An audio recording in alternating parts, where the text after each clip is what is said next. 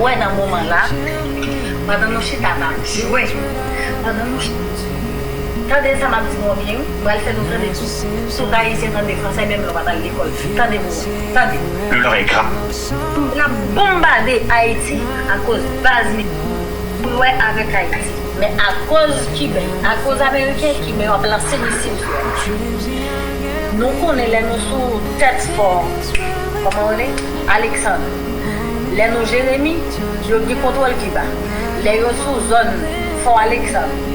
Sous zone il y a un contrôle qui va et bien gardé.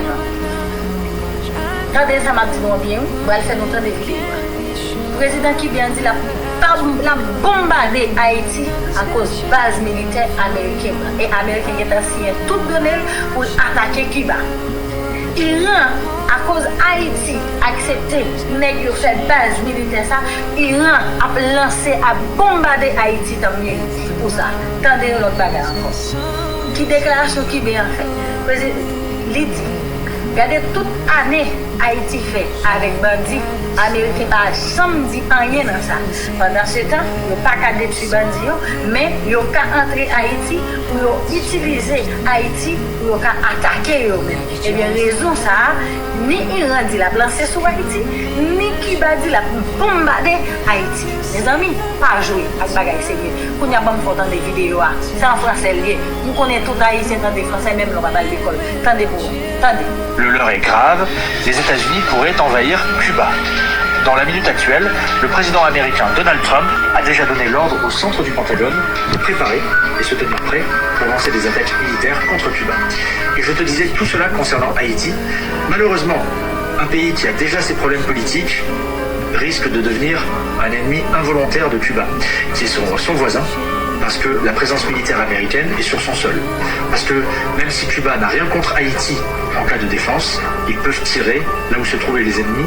Et déjà, dans un aéroport international en Haïti, il y a beaucoup de présence américaine qui se renforce chaque jour, car des responsables de la défense américaine à Washington renforcent leur plan d'urgence en vue d'une éventuelle opération menée par le Pentagone et impliquant Cuba dans un contexte de tension croissante entre Washington et la Havane.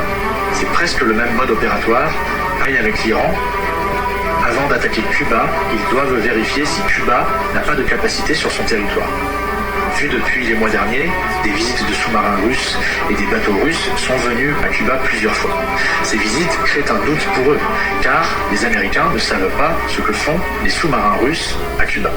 D'après moi, ils peuvent suspecter que les voyages russes transportent peut-être des armes qui peuvent nuire aux États-Unis, car les services de renseignement américains n'arrivent pas à découvrir les voyages russes à Cuba les mois derniers.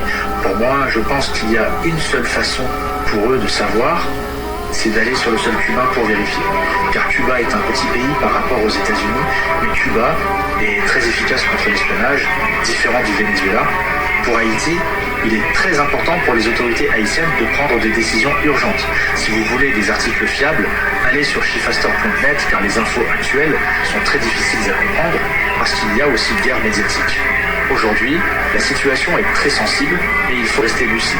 Il y a beaucoup de spéculation et de pression politique. Oui, les tensions augmentent, mais une guerre réelle est toujours la dernière option.